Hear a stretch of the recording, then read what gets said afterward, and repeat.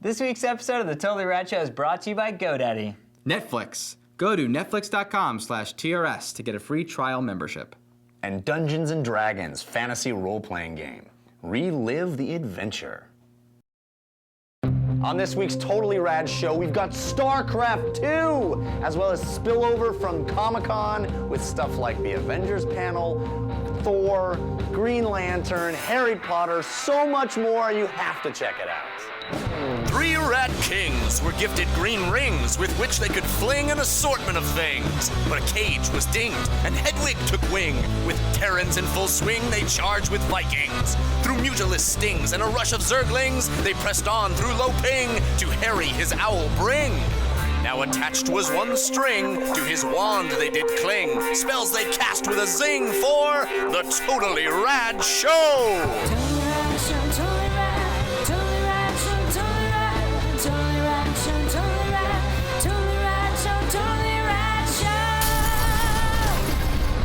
Hey everybody, welcome to the Totally Rad Show, episode number 176. I'm Alex Albrecht. I'm Jeff Canada. I'm Dan Trachtenberg. Totally Rad Show is a weekly dose of all things rad. See, I'll let you finish.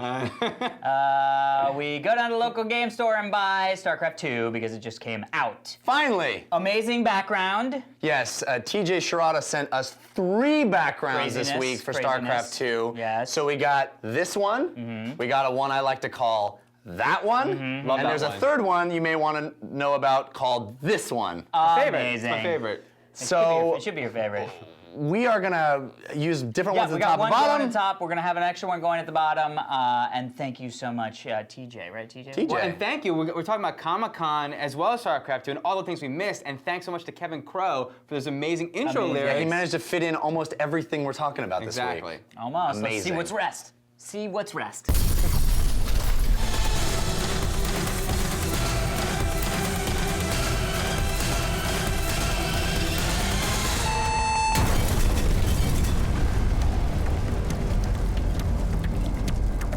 This week in movies, we're gonna not review a movie. No. Because there was so much at Comic-Con that we did not get a chance to talk about because it happened the Saturday. day after Yeah, we yeah, recorded yeah. our live show. And we have not yet invented our time machine. Exactly. But we're working on that, so patent stick pending. tuned. Yeah. Patent pending. Patent pending. We just don't want to show anything. So let's hop right in to the first stuff we saw at Comic-Con, the Warner Brothers panel.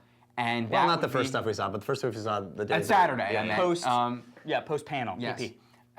And that is Green Lantern. Correct. So the Green Lantern being played by Ryan Reynolds and directed by Martin Campbell, who we've all loved his work in Casino Royale, the reboot of the James Bond movies.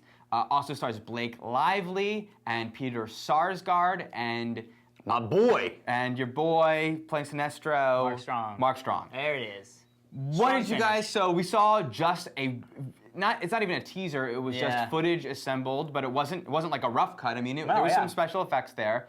Nothing with the suit. Nothing with the suit. Which Though is the there may big have been a little question mark, rear shot or rear. And what's going on with the suit is it's Amazing. being completely CG. So it's going to be Ryan Reynolds' face, but a CG suit, which is why everyone's really fascinated with what is this going to look Yeah, like. I Well, it still debuted say, in why the do you- Entertainment Weekly was a show picture of it. pictures, but Picture nothing of it, emotional. yeah, yet. but Right. for me, it's like, why do you cast somebody like Ryan Reynolds, who's one of the rippest guys in Hollywood, Rippest. and then CG a suit? The whole point, you cast him so you could put like air suck, vacuum seal him into some sort of lycra suit and shove him out of a plane. Alex, don't fret.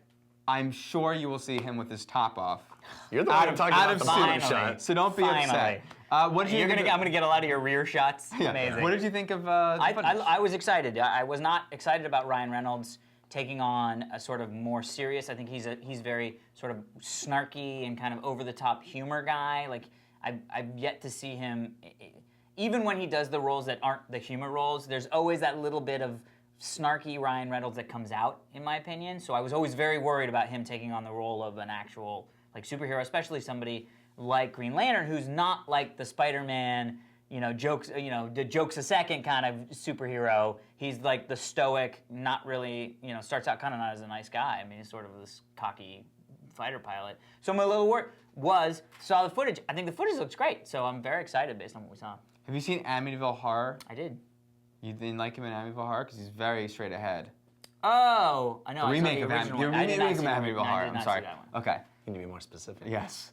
There's so many. Yeah. It was 2. The thing that I got so excited about, Sequels, too. this footage did look great, although there's just one brief shot of the ring powers, but this is a character specifically. You didn't like that one brief shot, or you're just I saying you did- only saw that Only one? saw that one brief So you shot. can't really, okay. Exactly. Yeah. But what I did see, I liked. And this is a character whose superpower works brilliantly on the page in a very larger-than-life, kind of cartoony manner, but it could look really silly on a big screen. And they showed something that could have come off as very silly, whereas you throw a punch and a giant fist comes out of your ring, but it actually looked pretty darn cool, and that encouraged me quite a bit for this property. The other thing that I got excited about was Jeff Johns was there, who's sort of become the chaperone of the DC universe, and he talked about how if this movie does well, it could be the Marvelizing of DC's movie properties, whereas in the sense that it could be the start of a unified DC universe. Studio that, It could be,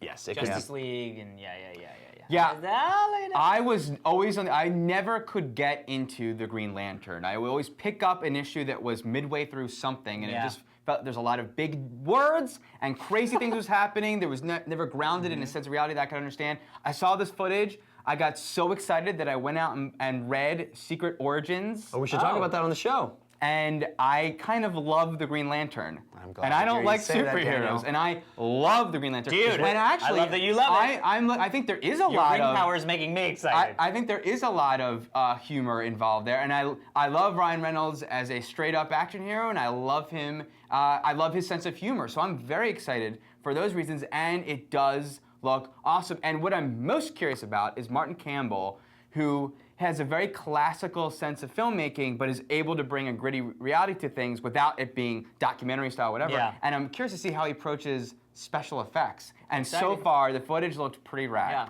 Moving on. Wait till you get to Blackest Night, dude. Yeah, Yeah. I'm moving on to Red, whatever, the next thing, and then Blackest Night. Yeah. So, moving on to Sucker Punch. Yes. So, Zack Snyder of 300 and Dawn of the Dead and Watchmen fame, 2 comic book adaptations in there, is now doing an original idea called Sucker Punch that is basically Pan's Labyrinth in a way. It's about a girl who goes away to an insane asylum and goes then, away.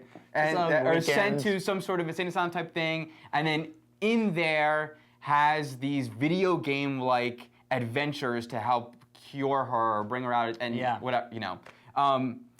I mean, very vague description. I only sort of understand the plot from what I've gleaned. I think it's sort of like fighting your own monsters, your internal psychiatric Or each other's, because monsters. she meets other girls there. Yeah, and but they I all, think it's like group therapy sessions where Yeah. they go into each other's minds and to fight their monsters metaphorically. Just Right. this moment, friends. I'm reminded of The Talisman, the Peter Never read Straub, that. Stephen King co-op. Yeah. collaboration. It's also Return to Oz. I mean, it's like that kind of thing.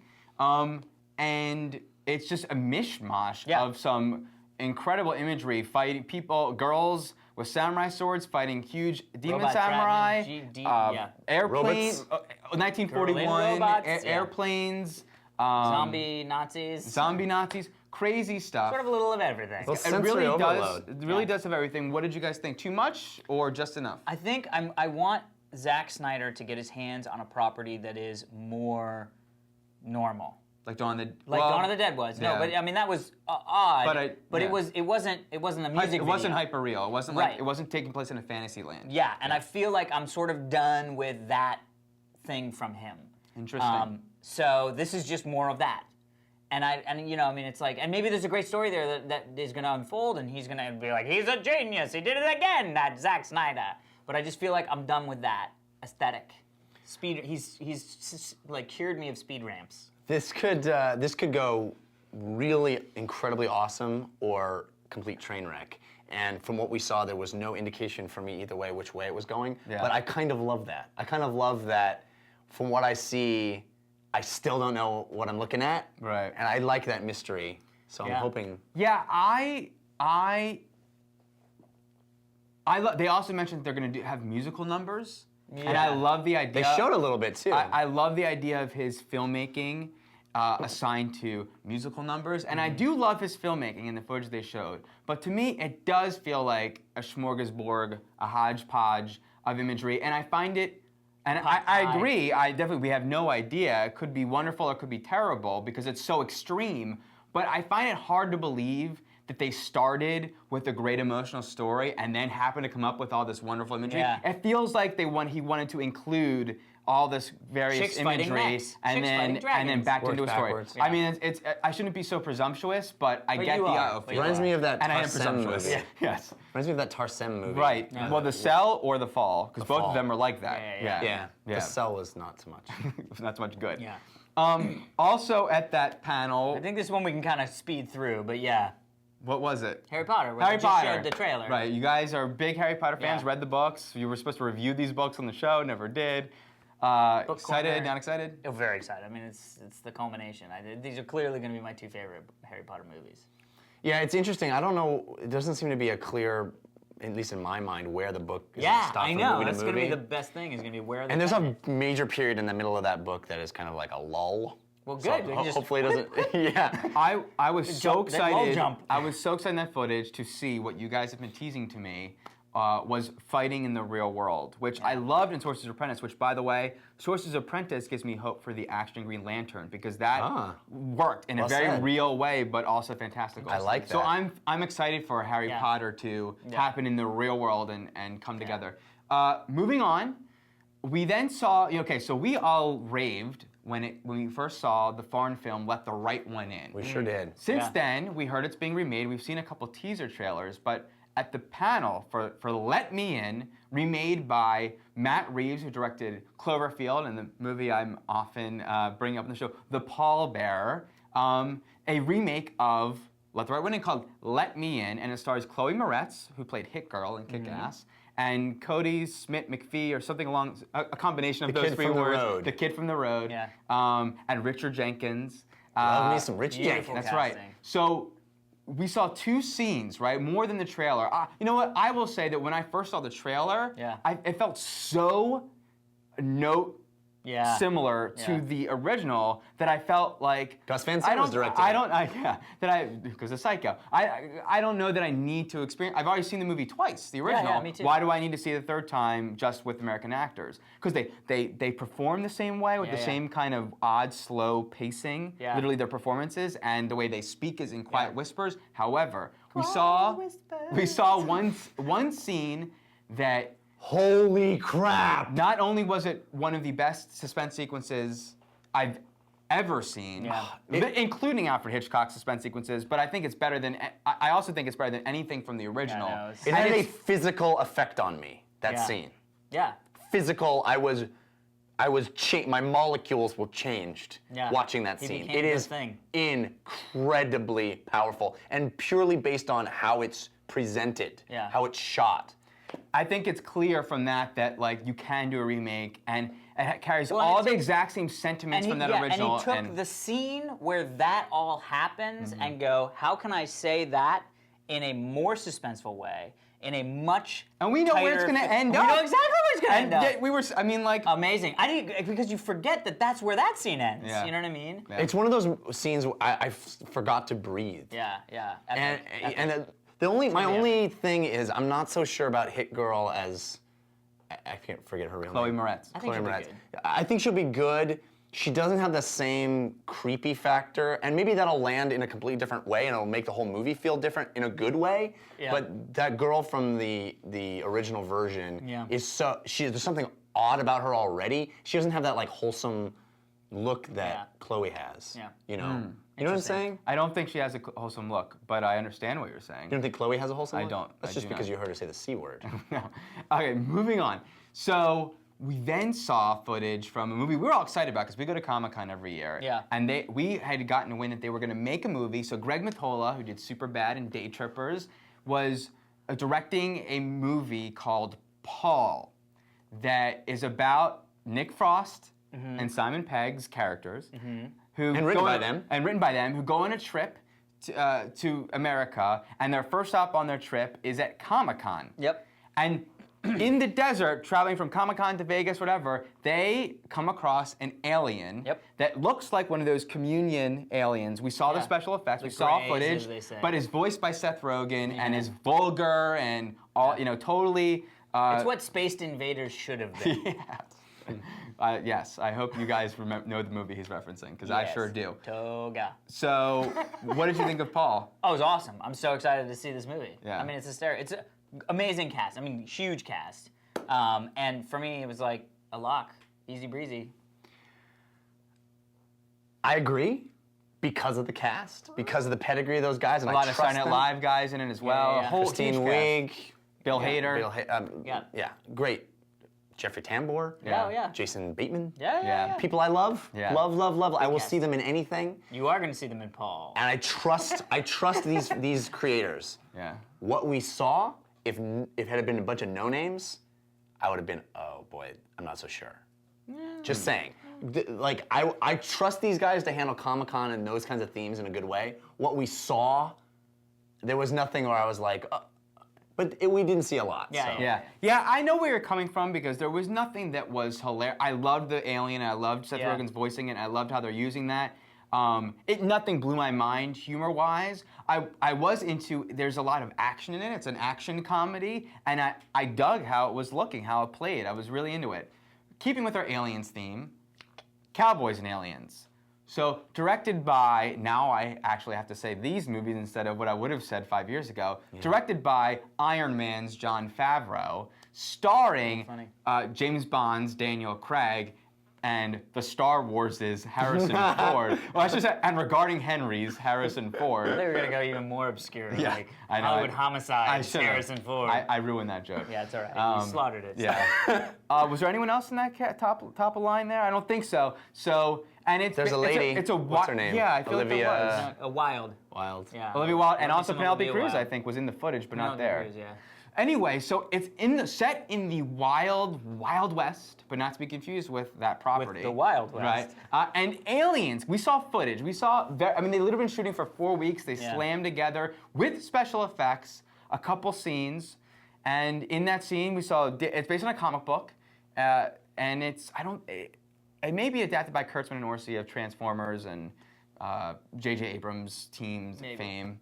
I know that they produced it. I don't know if they wrote it. Anyway, way. what did you guys think of this combination of the Wild West we saw a ship landing and shooting things? And I was kind of explosions? lost in the love of the moment of Harrison Ford walking out on stage and just Yeah. the wash over of like erupting standing ovation. He had never been to Comic-Con before. It was one of those All the moments. people to never go to Comic-Con before. It was one of those moments that you go to Comic-Con for. This like outpouring of love Yeah. and him kind of being overwhelmed by, like he came out doing a bit and then all of a sudden it became, oh my God, this is a larger moment than this bit. Yeah. It was one of the longest standing ovations I've ever been a part of, and I did get a little teary-eyed. And I there was a think we camera all crew did. there, and I was we all like, did. I Go don't know if I catch want us. them to see it Go or if catch I us. really So don't. everything after that was sort of like, I had the feeling about that movie that you had with Paul. I love everybody involved, but the footage was not actually all that good. I mean, it was just sort of mediocre Wild West stuff. Then a ship crashes. well, Dan, you know about me that You I know. love Westerns. So I'm So I don't know excited. how you felt. I love Jeff and I love westerns, yeah. right? And I loved the western footage. Yeah. And I loved the gizmo in his hand that is fantastical. When the alien ship Fantastical. when the alien ship showed up, I was into it. When explosions started happening, it felt a little bit like soundstagey, or not. Favreau gave a whole spiel about being more practical and less CG, which he says in every affair he's involved in. Yeah. And I felt like watching the footage, and look, it's way too early to tell, but I did feel like, is he too practical effectsy to a fault, where it felt a little fake because the way those beams were, and like I said, I don't know if it was finished, but Oh, were you was kidding me? clearly The not finished. beams looked like the flashlights. no, but and on the some guy. explosions happening around Yeah. people felt not as good as the Yeah. Western side felt. My issue is So a I'm little, a little concerned. My concern is a little different. I was bummed that he did have the wrist thing and he shot down the spaceship with a giant laser beam because I wanted to see 6 shooters versus sci-fi I stuff. think that's what we're gonna get. We're gonna get, he's but I don't gonna want that to guy be the who can- win. The one. Yeah, well, that will He's be the one. win, yeah. He's So, the one. to finish us off, the Marvel panel. The panel that I loved above all. No, I'm kidding. I had to leave. Yes. So we saw footage left for a good reason. from the First Avenger, Captain America: The First Avenger, directed by Joe Johnston, starring Chris Evans as Captain America. All we saw was a screen test of him sitting in a uniform and a shield being thrown at us. I don't think he was sitting, but yes. Standing. Squatting. Standing. Jeff, what'd you think of that footage? Alex, you missed that bit, so. We also saw a short scene with the Red Skull, That's true. which was Played Hugo by Weaving, Hugo Weaving. walking into a room and finding the tree, Yggdrasil, or however you pronounce it. That is evidence that the Captain America movie and the Thor movie are going to be much tighter connected than I thought. We didn't see Red Skull makeup. We just We saw did him, not, yeah. but I think there's going to be Thor-y kind of stuff that turns him into Red Skull. Oh. I'm suspecting Is that's that how it worked in the comics? No, but I think that's how they're tying all this stuff together. Yeah, interesting. Which has me extremely excited. The tiny sliver, heavily shadowed image of Captain America did not instill a lot of confidence in me, but heavily shadowed very early, not the movie. Screen test, Screen not test. movie. Yeah, I feel the same way. I feel the same way. I feel the same way. Nice. Thor, directed by Kenneth Branagh, starring the opening scene of Star Trek's Chris Hemsworth and He is a big Natalie dude. Portman and Anthony Hopkins as Odin, and we see Pretty damn good cast. and we see this trailer, and it starts out in present day, and the guys from S.H.I.E.L.D. are there, and Thor is this crazy being that just appeared, and he kicks butt, and then we see where Valhalla. Where are they? Is it Valhalla? It's Asgard. Oh, Asgard. We see Asgard. Asgard, and they're in their Asgard. uniform, their outfits, and they're talking. And Jeff, you love theater and plays, and Kenneth Branagh. How much do you love this movie? We saw it in 3D, a post-converted 3D. I hated it. I hated that 3D, but besides that. Yeah. The only crime is that I'm not on set every day to experience this, because it's as if someone plucked my greatest love from my youth, Marvel Comics, and my greatest love from my college years, theater, and Kenneth Branagh and Shakespeare, and put them in the one property, and I can't be there every day to see what happens. Nothing you didn't like about this. Nothing I didn't like about it. Alex, you saw the footage. Yeah, well, I saw the sort of like leaked, Bootleg. crappy footage, Yeah. and I was not impressed. Was not impressed. It really felt Being like outside the Hall H yeah. stuff, one may have that feeling. Yeah, I was a little let down. It was a little stage. I mean, you said sound stagey. It felt very much like I was watching the sort of Universal Studios theme park tour version of Thor. You know? I'll tell you, in the beginning was sold when we see him kicking butt in the real world and he's being interrogated. I was like, oh, I get it. I see how Thor works. Ah, the born I ultimate love of it. Thoromanium. Yeah. But then when we see Asgard and we see them in their outfits, what I was expecting, it's funny because I criticize people for criticizing their costumes because I feel like when you see the movie, it's going to look good.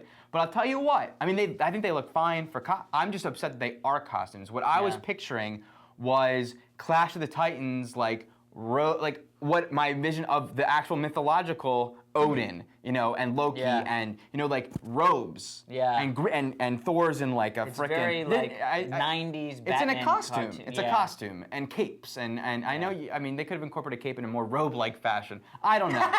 I was not. Style sense. I really was not in love with it, and it didn't feel like a visionary Asgard. It felt like Backlot Asgard. yeah. I mean, I think it could still be a great movie. I was unimpressed, and everything in the trailer was like just a car exploding, like it's like Commando or something. Yeah. It didn't feel like a modern action film to me.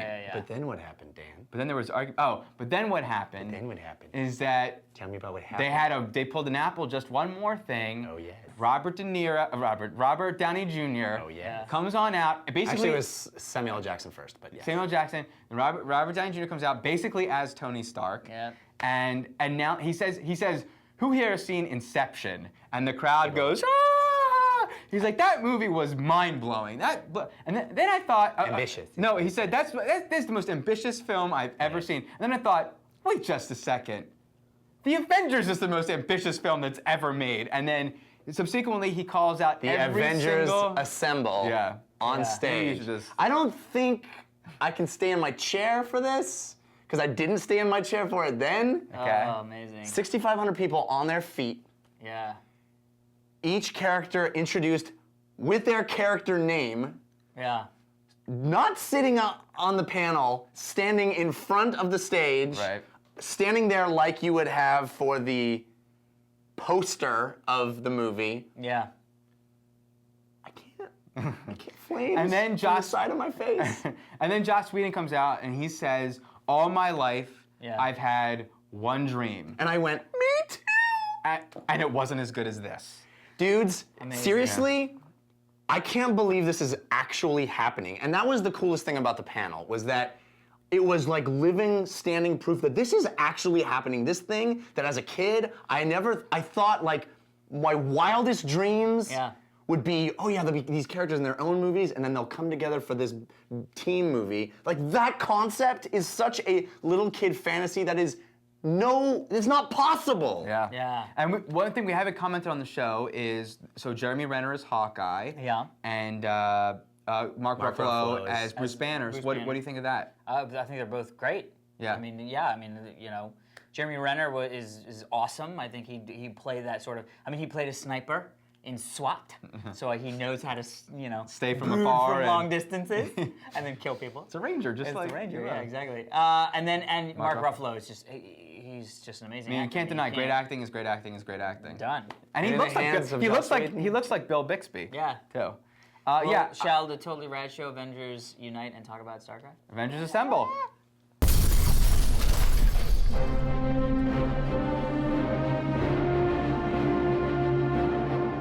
All right. So we are big fans. Very excited of about this. all things Wizard of the Coast. D&D, pen and paper was how we met. Right. Origin story, TRS. Origin story TRS We was met how we playing met. Dungeons and Dragons 3.5, Living 3.5. Greyhawk. So we are very excited because Wizards of the Coast is doing a new thing for D&D, which is basically D&D in a box. Yeah. So everything They're you telling need. us it's everything that you need to start. Highly skeptical on Wait, my you're part, skeptical. but let's see. Well, we should mention that first day that we played Dungeons and Dragons, our DM, Mike Rizzo, came Yep. over and people had to help him bring stuff in because he had stacks Yep. of books, Yep. stacks of die, miniatures, a whole big thing. And rolling we up a- spent we Yeah. spent probably 6 hours that we barely played. Just rolling up characters. we really True. did. Yes. Just rolling up characters, each and every one of us. So there's about 7 of us there or something, 6 or 7 of us. Yeah. So this is exciting to see if Yeah. we can do this. It was so okay. I like the traditional red. Traditional red. What do you say? The old traditional red. Wow. Good. Yeah. First off, good on you, Wizards, to go back to the classic Dungeons and Dragons fonting. Yeah, this I looks don't think like they ever went away Looks from like that it font, could but very well. No, but this looks like it could just be does. It really a does. 1980s. I feel like I'm in a hobby shop right now. Dungeons Yes. and Dragons Essentials. Okay. All right, let's pop it open. All right. When we all played for that first time, none of us had played Dungeons and Dragons before. No. Yeah. Even when we were kids, we didn't play. Yeah, no. And I'll speak for myself and say that the reason I didn't, it was a little intimidating. It was Yeah. daunting. And I think this is a really interesting way to perhaps make it less intimidating because you supposedly have everything you need right here. I'm actually really glad that you spoke for yourself because nothing intimidates me. That's true. Ah. First off, Bag O' Dice. Good dice, very important. Classic, which is very, very good. Should we test them, Dan? I have metal dice. Well, I got You you paid got a lot metal of a money lot for of this. things. So it comes with the Dungeon Master's book. I wonder if this is the full Dungeon Master book. I think this is designed for characters level 1 through 3. So Oh, okay. It's probably it's It's like just a everything you need starter to know, edition. 1 Yeah. through 3. Okay, so there's some interesting things. Character card. Oh, at will powers. Right. So big change was from 3.5 to 4.0. So you actually have at will powers. You get encounter powers. This is where you get- get more things to do. Before you had your list of things you could do. Now you get these like Dude, you this can is use it in this awesome. instance. You could use it in that instance. Well, Kind but of like more also like a video different- game. And also different characters have different things. yeah. Their And look, sheets. instead of having miniatures, it looks like we have little Tokens. icon tokens. So here's some character sheets. So we're gonna roll up some characters, I think. So we're gonna roll up But I some think it has like characters. pre-made, or at least like I don't know what it's got. So this is the map. It's got a dungeon map. Okay, so I'm at the bottoms here, where it's a dungeon map, and get yourself started. Okay, so This why is don't you cool to read through have the now. beginning of the player's handbook? Guys, read this first. Amazing. The Dungeons and Dragons game is the original pen and paper role-playing game, the inspiration for generations of other games, both on the tabletop and on computers and game consoles. If you've ever played Neverwinter Nights, Final Fantasy, The Legend of Zelda, World of Warcraft, Dragon Age, or games like these, So everyone.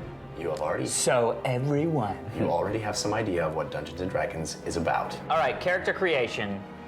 What character classes would you like to be? I usually play a what it says? ranger, but I don't know. Now I feel like maybe I should try. This is something cool, new. dude. It like goes step by step and teaches you how to play.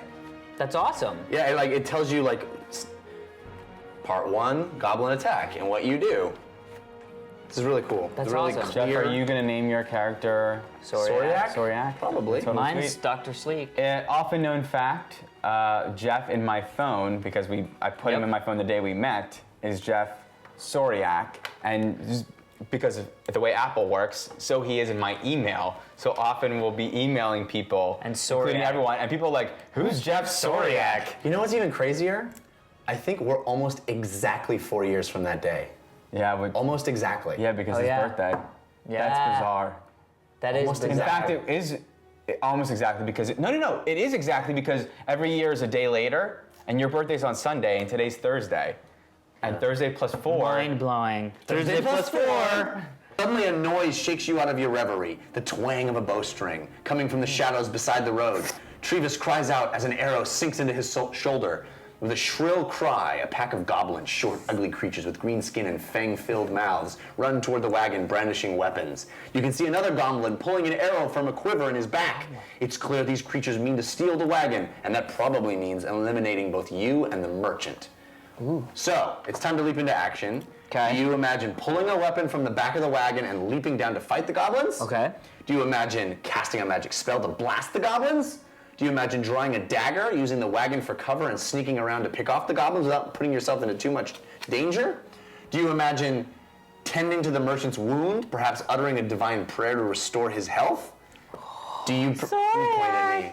Do you prefer hiding in the back of the wagon until the fight is over? What class is that? That's the weasel. It's the new weasel weasel. class. What is that class? Or do you have a different idea about what you would like to do? Wait, can I you had a turn to the different page where idea. you hide in the back of the wagon? I just want Yeah, to see let's what... go to 6. Hiding from danger is not the sort of thing that most characters in heroic fantasy do. Amazing. The Dungeons & Dragons game is about playing a hero. Though hiding from the goblins might seem prudent, it's not the heroic course. Besides, the goblins are going to steal the wagon, so you're bound to find you sooner or later. You might as well face them now. Though the odds Go seem back to steep- 1. That's cool. It's Yeah. like you wanted to hide your pussy. Amazing. if I- I'm gonna go with Stabby Stabberson. I'm gonna go with magic. around the van in the pooper. So you're a rogue. I'm assuming it's rogue. Yeah. Yeah. There was no ranger So choice, Alex so- goes to 4. You're ready to fight, but not willing to rush headlong into battle. That makes you sounds sound like a rogue. It sounds like me. Rogue is one of the 4 main character classes in Dungeons & Dragons. Your class is the primary definition of what your character can do in the world of the game.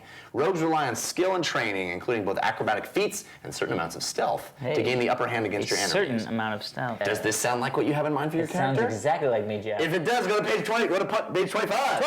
25. So 25 says, make note that on your character sheet or a scrap of paper that your character class is Rogue. Done. You draw your dagger, leap down from the wagon, and sneak around toward the nearest goblin. In game terms, you've just used a minor action, drawing your dagger, and a move action, sneaking up on the goblin. Smart. That's a Yeah. smart way to articulate it. Yeah. It's brilliant. Yeah. Each time it's your turn in combat, you can take 3 actions, a move action, a minor action, and a standard action. Attacking is the standard action, so you have time to attack on your turn.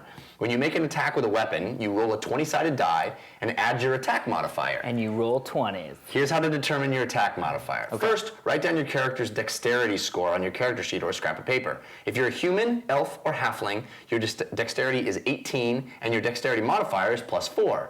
If you're a dwarf, your dexterity is 16 and your dexterity modifier is 18 +3. plus 4. Boom! Dexted up! Now find the 20-sided die. Seems very It's also called the specific. D20 that came in this box. Found it. Roll it and add your attack modifier. Oh, I see. The +3 is the dagger is a +3 dagger. Yeah, dagger +3, so it's +6 or it's +7. Right there it says +7 is the attack bonus. Okay. 2. I blame the paper. 2 plus 7, right? Yes. So you got 9. So if it's you get a total of 15 or better, go to 26. If you got less than a total of 15, go to 27. It's 26. Oh, you didn't. 27. The goblin nimbly dodges your blow and steeps around toward your side, swinging its own crude sword at you. It attacks. So basically, this guides you through both creating your character That's actually really and smart. having your first encounter all at once.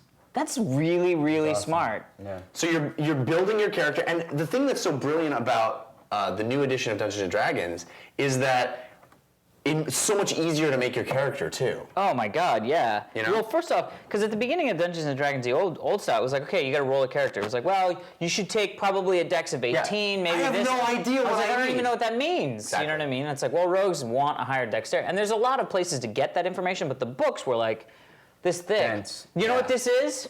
This is the starting area Yeah. in an MMO. But it does it with Some MMOs, you just throw it in the middle and people are buying stuff and running around and you're like, what does the button forward mean? But it's And also that's like, what happens. It's also like simultaneously training you how to be a DM.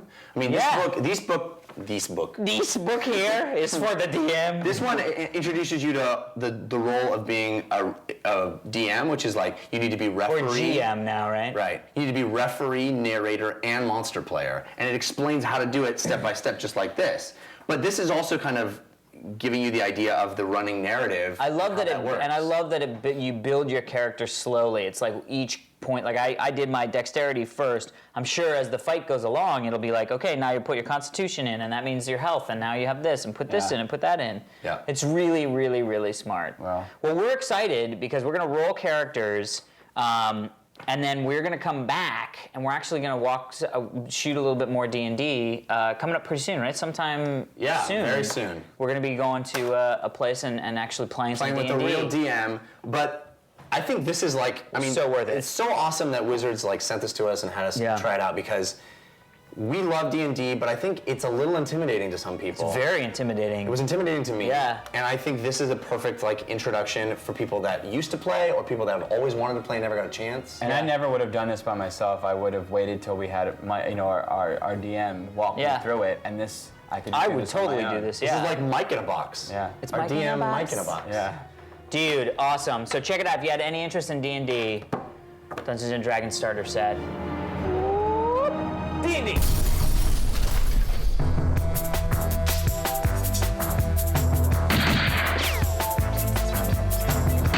Reload.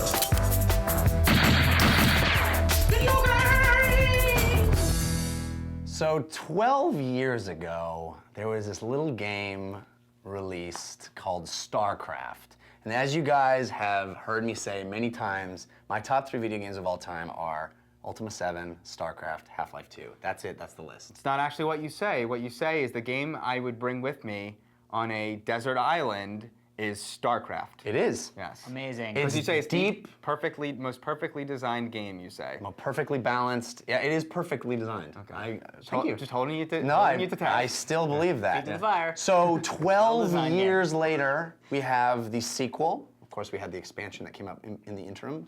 But this is the game that I personally have been waiting for a dozen years.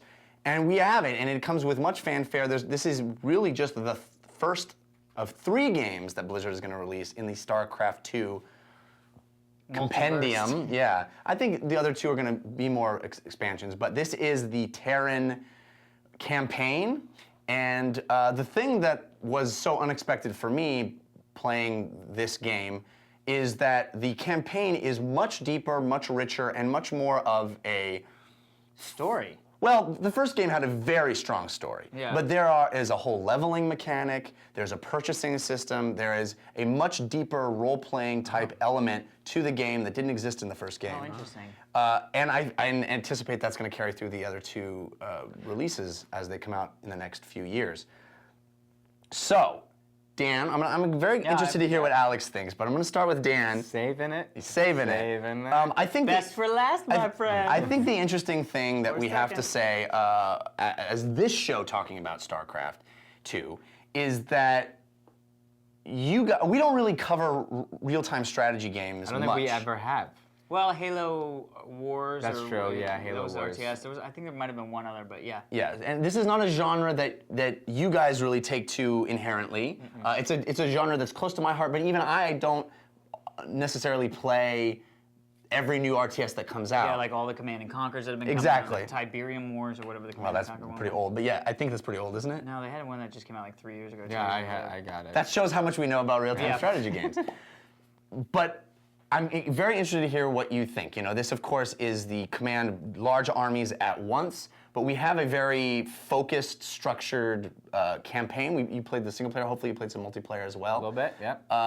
Tell me what you think of StarCraft 2. I have a very underwhelming review because I merely liked this game. I merely like this game. I actually love the role-playing aspects to it. You just quoted Screaming Trees. I did. That happened. I'm shocked that those weren't in the original. Those are a great play mechanic that really maintain the carrot on the stick.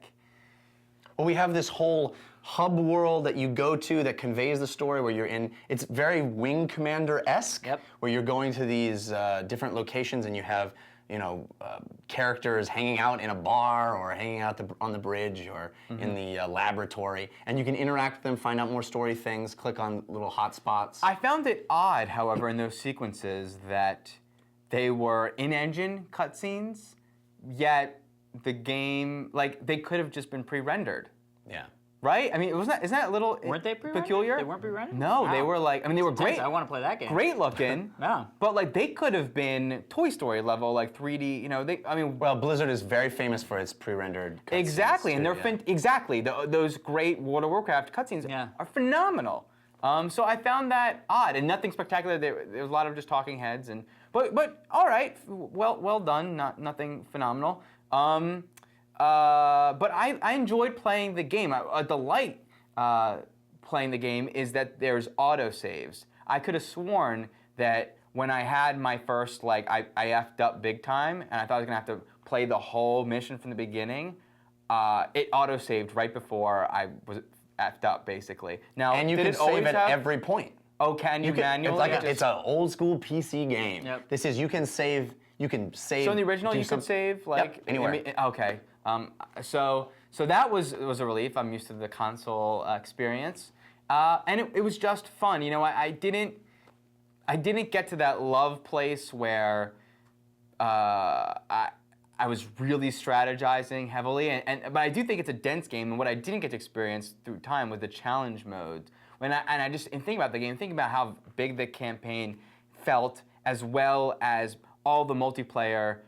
There's cooperative, there's 1v1, there's 2v2, there's vast any v, array of multiplayer, as well as challenge mode, where you have scenarios that you're trying to work that are separate from the campaign, that are just specific challenges. And there's a lot to play. Training stuff for multiplayer. They do a really great job this time of providing specific things that'll train you to play multiplayer, because single player doesn't train you to play multiplayer, No. even less this time than it did the first time, Yeah. because there are these new units that they keep introducing that would throw the multiplayer out of balance, and are just there for single player to keep the game different and interesting. So there are multiplayer challenges that make you do certain things that will teach you how to be competitive, which is really brilliant, I think. Yeah. So Alex, Yes. notorious RTS hater. Yeah. You never played StarCraft? No. StarCraft 2 is your first taste I of played the. some Warcraft back in the day, and then I played a little bit of the Command and Conquer stuff, or the early Command and Conquer stuff. I guess theoretically Dune, the old Dune game, was a little bit of an RTS. So I'm really curious Yeah. as to what you thought of this experience. Well, I was surprised at how robust the story stuff was. I was surprised at how sort of engrossing that kind of all was. And I really loved, obviously, all the leveling mechanic stuff is where I got really excited. My medics really good, and I was like, yeah, it's great, and sending them out in pairs, and I was like, hey, dude, they're healing everything, take on the world. And then the fact that the whole, that the story was much more varied than I thought it would be. With okay, the trains are going to be coming through, and you got to kill the trains before they go to the other side. Yes. It's these and the way that it wasn't just Build your center, portal, go and then kill the bad guy. the big bad guys, and then come back, Yeah. and all that stuff. It was not like that. It was not like that. right. The lava would come up on one level, which I thought was really cool. Of getting all the guys and being like, "Crap, up, back, everybody, back." I wasn't looking. I wasn't paying attention. Run! But at the end of the day, after playing this for a very good amount of time, it's sort of like how I feel about Red Dead. Great game. I don't like that type of game. And that's exactly how I felt with this game. Well, it now, was can a you great pinpoint game. what that is? Is it It's you the don't like being frustration- pulled back? No. Actually, I kept finding myself wanting to pull back even a little bit further. And I zoomed in accidentally a couple times. I was like, oh, it looks so cool. And then I was like, oh, back. And then I was like, it feels like it like stopped me even farther in, like I was getting down a Chinese finger trap. Where I was like, yeah. So the reason why I don't think I really like these is I feel like I would constantly spend time. I never knew if I was. I always felt like I was doing the game wrong. Always. I never once felt like I was doing the right thing. Why? Because I'd be like, okay, well, I need troops. So I'd sit there and I was like making troops, and all of a sudden it would be like, oh, there's a blah blah blah blah blah blah. I'm like, oh crap, I'm not. Why am I waiting on these troops? I gotta go. Then you make the decision to go, and you send 5 troops out, and you get your ass handed to you, and then you go back to the drawing board, and you're like, okay. So I need 10 troops, I guess. And then you're just waiting, thinking, I'm waiting. Everybody who's playing this game before me is done with this level. They're out. They're killing things. I am sitting here in my little hut, wrong. So, and and that was the constant feeling of, I spend all this energy to get these. Time really is the main thing. I spend all this time building up what I feel is the satisfactory amount of army to go do the task, and when I get out there, it either really works, and I'm like, great, that was great. Okay, move to the next one. There's inevitably a place at which my preparedness is not correct. I know exactly what you're talking about, and I think I can articulate another way of thinking about it. And it's a trial and error game. Yeah. And I think about games like N+ or Trials HD, where those are also trial and error games, but there's minor tasks along the way that you get immediate feedback on, and you're immediately aware of what to correct. And that's the fun is now I got to do that, figuring that out. Yeah. This game, there's so much space. Yeah. And I think that what would And I think cure it's that RTS is in general. But also, if you were to play the game, by the end of playing the game, you like literally playing the entire 60-hour, however deep this game is, the single player, like you would get to that place, or I know I would probably get to that place of like, oh, it just there's so much time in between the errors for you to have to go back and correct and figure out. Yeah. I think the real improve. thing is approaching it. It's a game where you're not ever supposed to only be just doing one thing. I know, and I You're love that. supposed to be. And I was jumping around all over the place and doing all this stuff, and that was cool and fun, and it is very satisfying, like building the thing. I'm like, I'm gonna build this because these guys are up there, and they need the guys for the warthog guys to go up there, and so I'm gonna build them here, and I gotta make sure I'm doing that and all this stuff. But it's just not fun for me. I get that.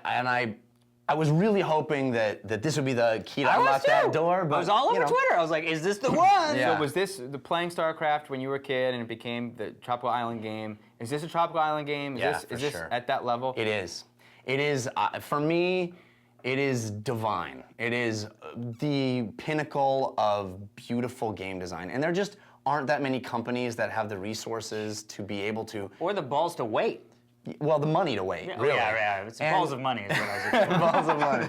Yeah, and you see it at every point in this game. There is so much attention to detail. There are so many wonderful aspects that they didn't need to include.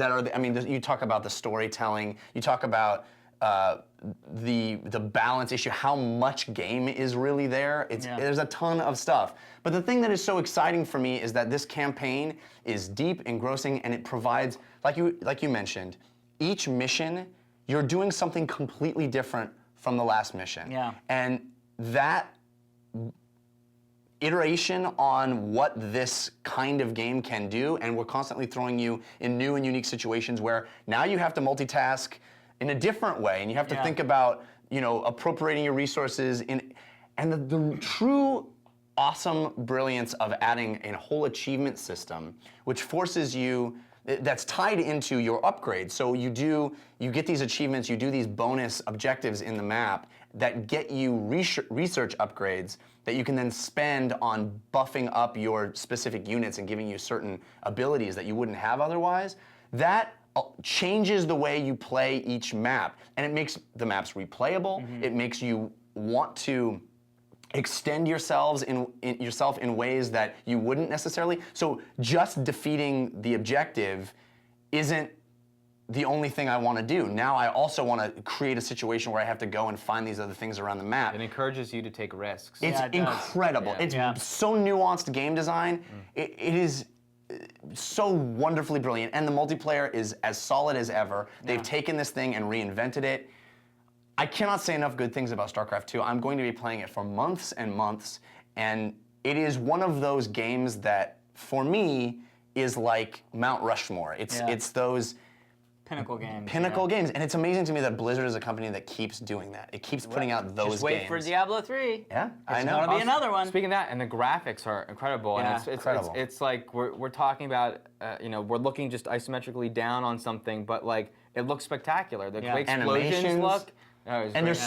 there's so many specific animations that they include for specific things. You can go and see, in your armory, you can see these units up close, and then seeing the siege tank do its transformation up close, and it looks just as good up close as it does way far away. Yeah. It's cool. So much awesome in this game, and I'd love to hear what people are experiencing.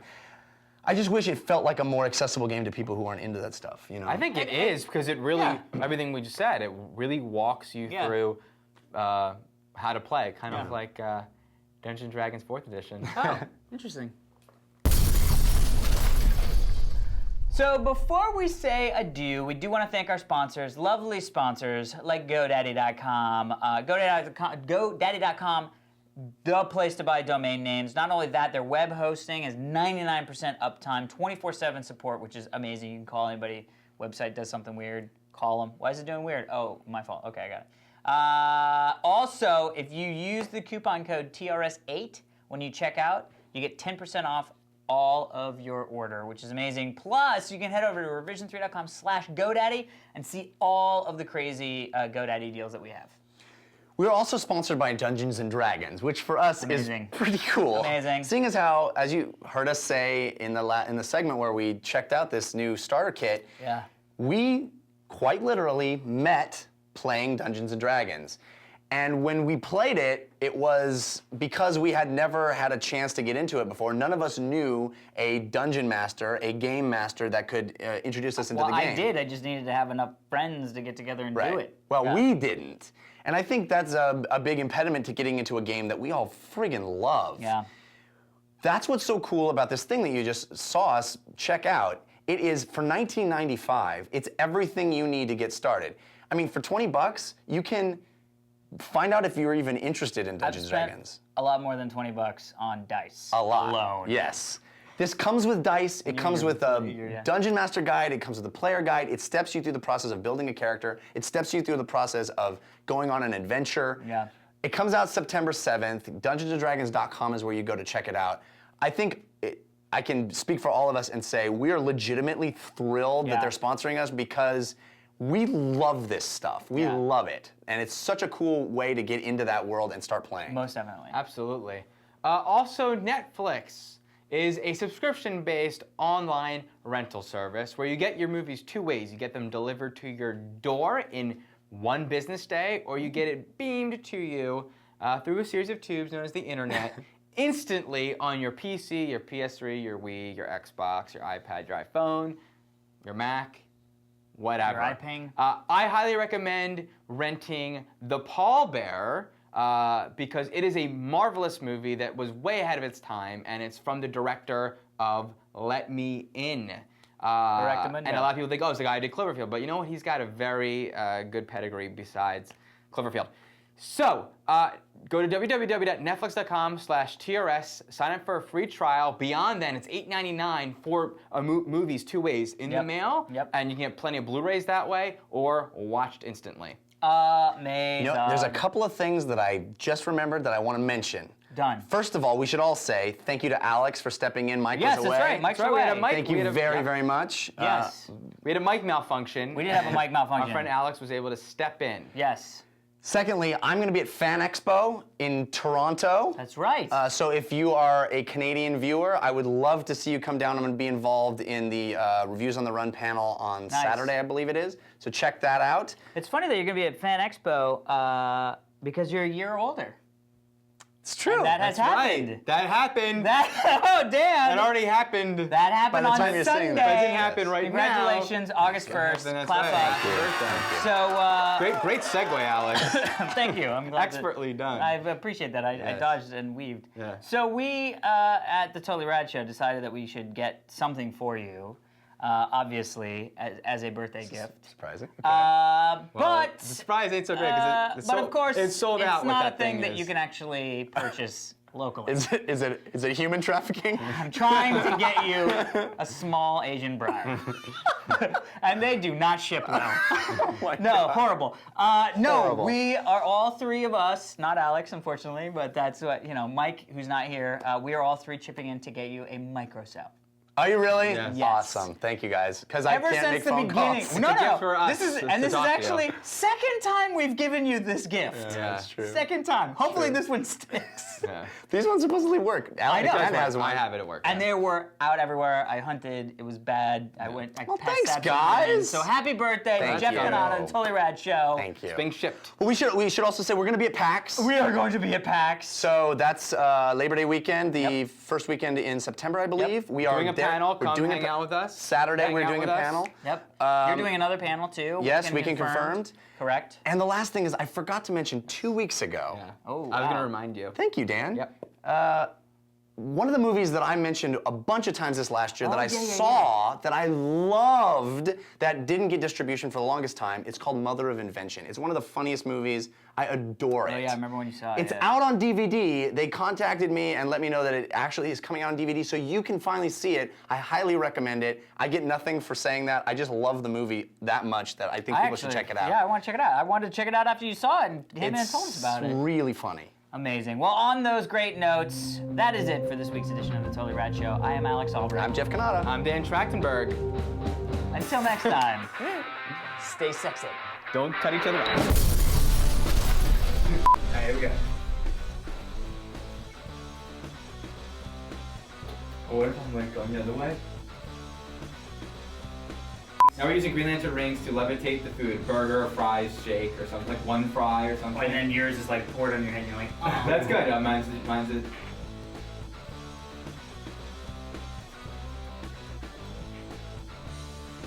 All right. What's the next?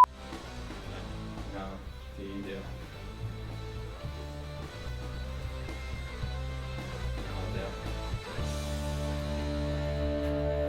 What? That is Outtake Central.